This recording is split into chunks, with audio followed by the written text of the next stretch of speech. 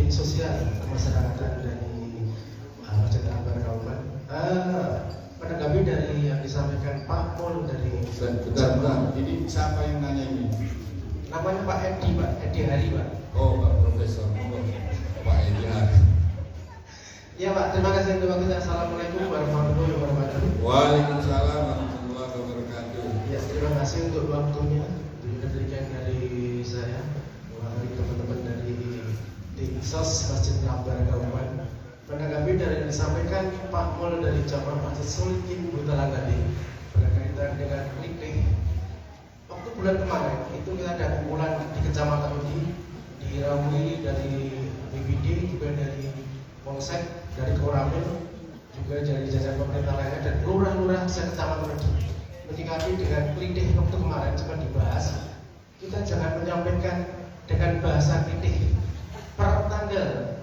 Kalau saya 23 Oktober kemarin, kita jangan menyebut dengan klinik karena klinik itu kepanjangan dari keliling cari getih. Kalau itu disampaikan dengan bahasa seperti itu kan kedirasan. Mereka melakukan aksi-aksi seperti itu. Per tanggal itu sama-sama duduk bareng di Kabupaten di Kapolres juga disampaikan diganti nama dengan kenakalan remaja. Itu Pak yang disampaikan untuk calon di bulan kemarin.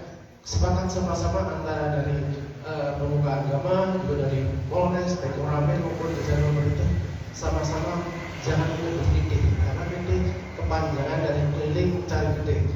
Kalau terus disampaikan dengan kritik mereka gede rasa terus akan beraksi. Diganti dengan panggilan kenakalan remaja. Demikian Pak yang saya sampaikan. Assalamualaikum warahmatullahi wabarakatuh. Waalaikumsalam. Tepuk tangan buat beliau. Assalamualaikum warahmatullahi wabarakatuh. Saya juga masih mendekati dengan dari Mas Pol tadi, juga dengan sebutan klinik kenakalan remaja. Karena dari beberapa waktu yang lalu juga ada pertemuan beberapa pemuda-pemuda perwakilan di Kabupaten Klaten yang diadakan oleh Barisan Muda Klaten yang ada di Jatino berkaitan dengan kenakalan remaja ini. Sebetulnya ada beberapa faktor ya. Salah satunya juga yang sudah disebutkan dari Bapak Saparudin tadi bahwa terkadang ada kesalahan kita dalam mendidik anak-anak kita dan kekurangan kita untuk mengontrol anak-anak kita. Terkadang kita lupa bahwasanya anak kita keluar ketika sudah menginjak remaja. Kita tidak peduli kapan anak kita itu pulang dan tidak dicari. Nah, itu permasalahannya terkadang orang tua sendiri juga terhadap anak-anaknya. Jadi mulai sekarang orang tua harus mulai awareness atau mulai lebih dekat kepada anak-anak. Kita mulai sharing, mulai diajak ngobrol anak-anak kita. Ini bukan hanya berkaitan dengan kenakalan remaja kemarin ya, karena pelaku-pelakunya itu rata-rata itu masih sekitar berapa persen itu masih SMP, pelakunya itu masih SMP, dan itu kekejamannya juga luar biasa. Mereka tidak merampas, tidak mengambil barang, tapi sekedar melukai untuk sekedar mencari sebuah identitas, ya. Dan mulailah sekarang sebagai orang tua memperlakukan anak sesuai umur.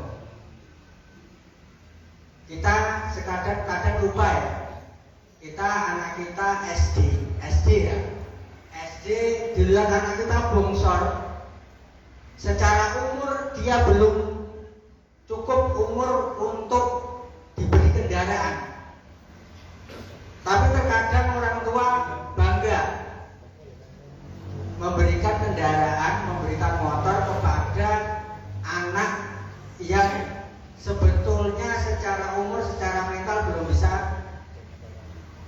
mengendalikan mentalnya.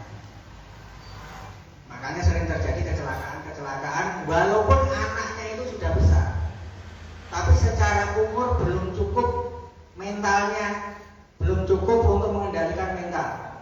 Nah, dari pertemuan kemarin dari beberapa tokoh pemuda di Kabupaten Klaten itu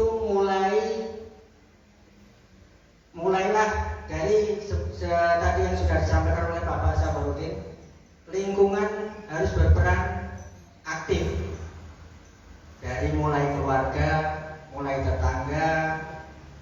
Dan saya cukup senang tadi bahwasanya takmir masjid Kauman itu sudah mulai merangkul. Jadi kegiatan di takmir itu bukan sekedar kegiatan pengajian, tapi juga merangkul kegiatan-kegiatan yang lain sehingga anak-anak muda di sekitar masjid itu mau ke masjid, mau mengikuti kegiatan-kegiatan yang sifatnya itu positif.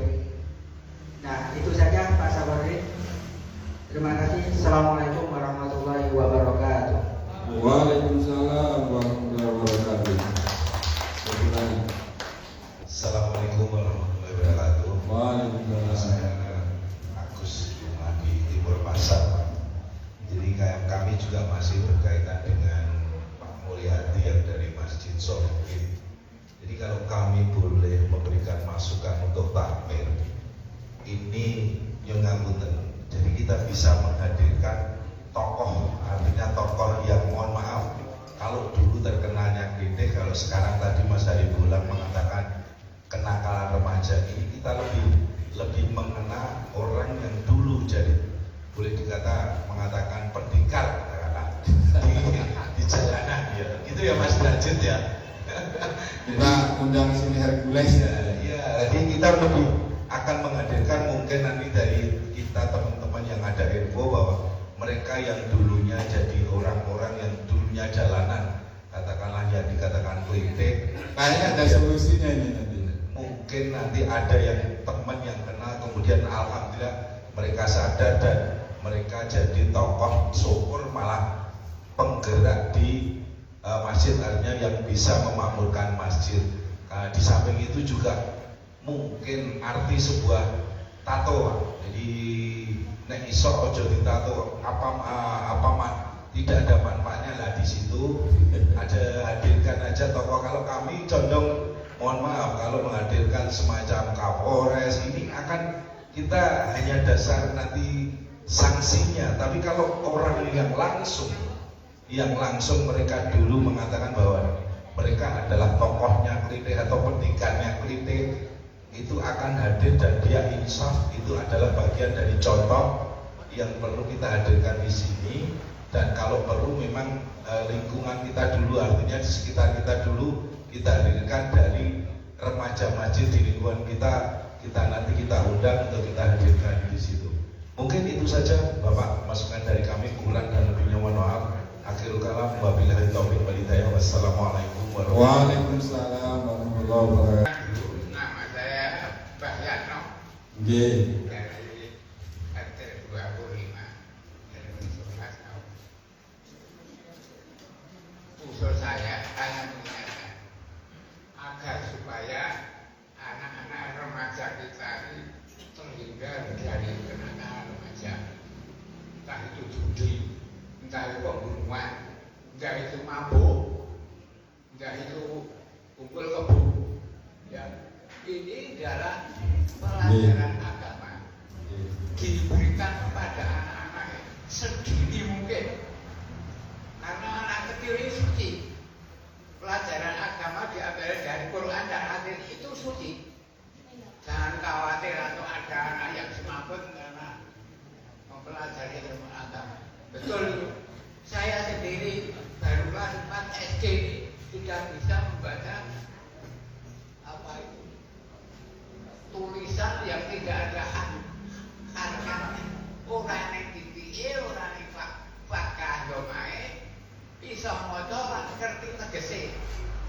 Ya itu karena memang sejak kecil itu di tempat saya tuh anaknya kalau tidak sekolah nih madrasah rasa kelarak itu orang dikocok.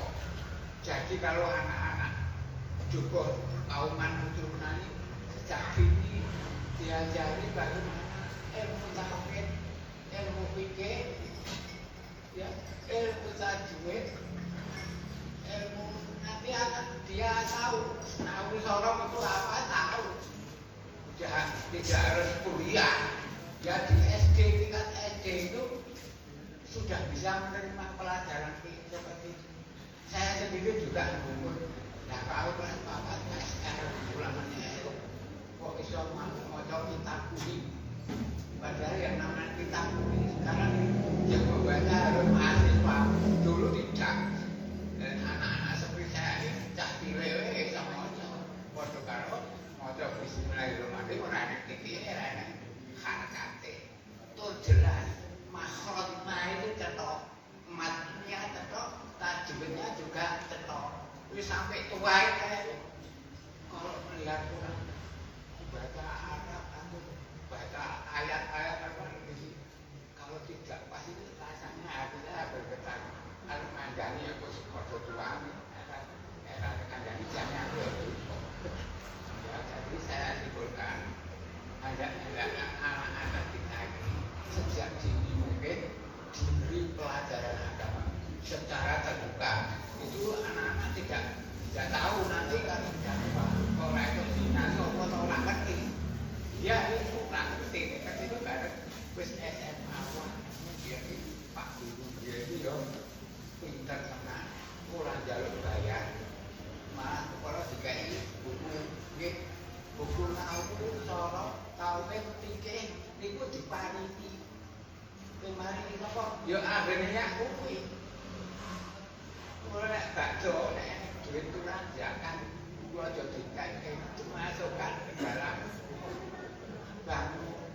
bange ora bang sing sing mangan ora nek sing ribani ya diceleke dienggo nukokke alat-alat ya menora keluyuran.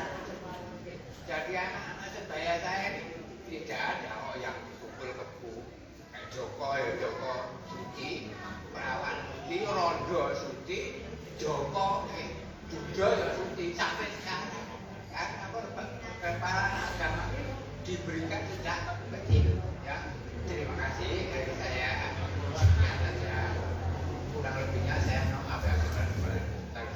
Wassalamualaikum warahmatullahi wabarakatuh.